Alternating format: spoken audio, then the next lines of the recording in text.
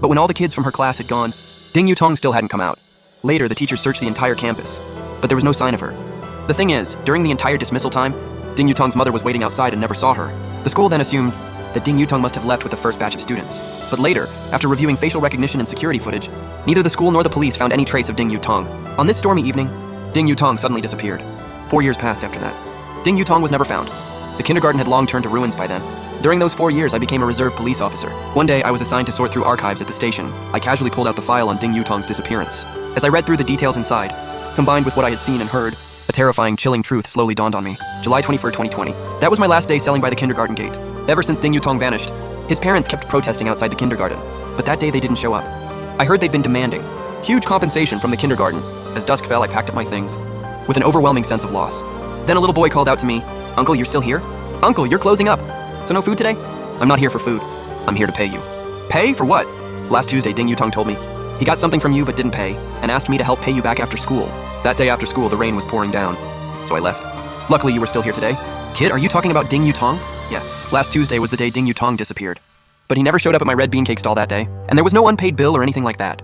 Besides, the kindergarten doesn't allow kids to go out before dismissal. How could he have sneaked out early to buy red bean cakes?" The little boy saw my expression change.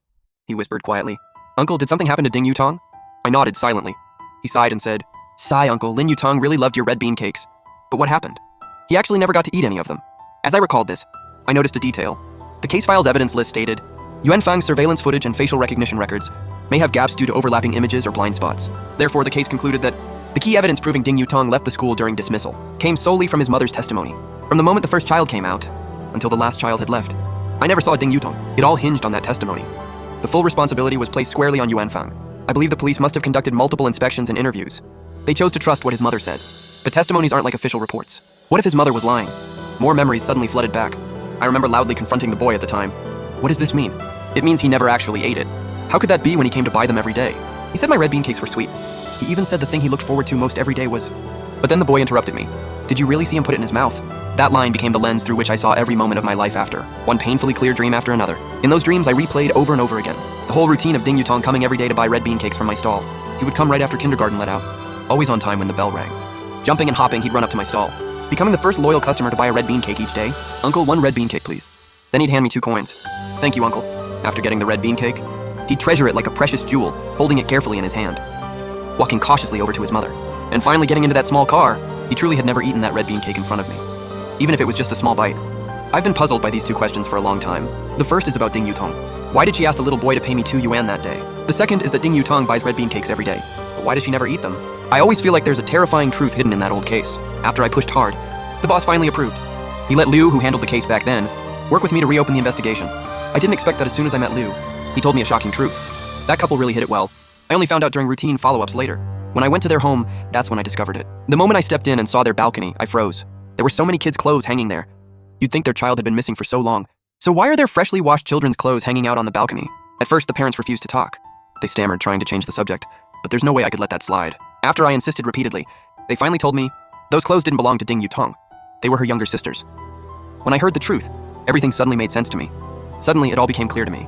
Ding Yutong actually has a little sister. That might explain everything. So I desperately recalled that afternoon when Ding Yutong disappeared. Who came here to buy red bean cakes, right before kindergarten dismissal, and who looked younger than Ding Yutong? As I racked my brain, I suddenly remembered someone who fit. A little girl I'd never seen before. She didn't seem like she belonged to this kindergarten. I can't recall what she was wearing, but I do remember one thing. She paid for her cake, and she was probably kindergarten age too.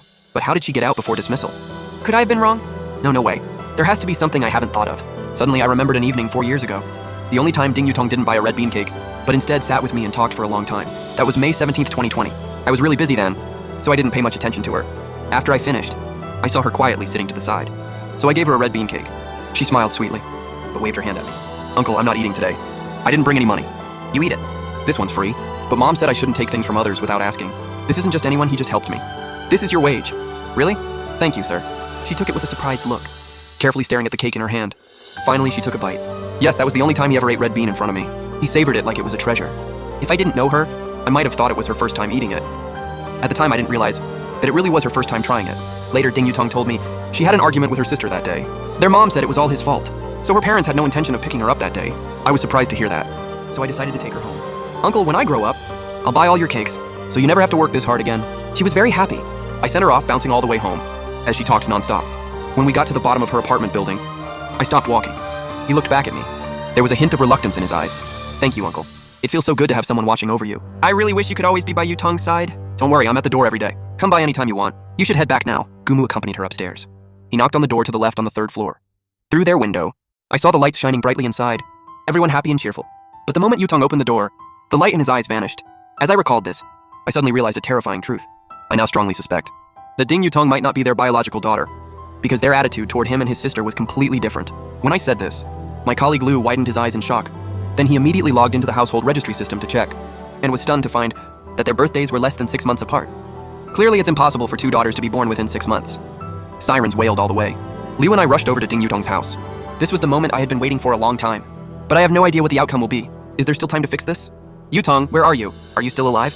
When we knocked on Qin Liwan's door again, her eyes showed not surprise but fear. Brother Liu, expressionless, showed her an official stamped A4 paper. Please come with us to the station. You're suspected of forging a birth certificate and planning Ding Yutong's disappearance. What? Officer, you must be mistaken. Even when taken to the station, he kept repeating the same thing. Though we had to accept the truth of the situation, he said he always treated Yutong as his own daughter. We're completely slandering her. The interrogation hit a dead end. We had no concrete proof they planned Yutong's disappearance, but at the same time, 2 lines of work were underway. First, temporarily taking custody of Ding Xinkin while conducting a thorough search of their home. Second, gathering all officers involved to re-examine every clue in the case. As anxious waiting dragged on, I requested a private talk with Qin Liwan. The captain approved my request. Seeing me come in, Qin Liwan immediately shouted, "Officer, have you figured it out yet? You can't just slander someone." Yutong's mom. Do you still remember me? Aren't you the new cop? Yes, but we met a few years ago, and have run into each other quite often since. I don't remember. Do you recall back then? Yutong would buy a red bean cake every day after school, right by the school gate. He didn't answer me immediately, but in his eyes, I could tell he had remembered who I was. I believe even more strongly that he realized the person in front of him carried the burden of a crime buried for 4 years. It was time to reveal the long-hidden truth.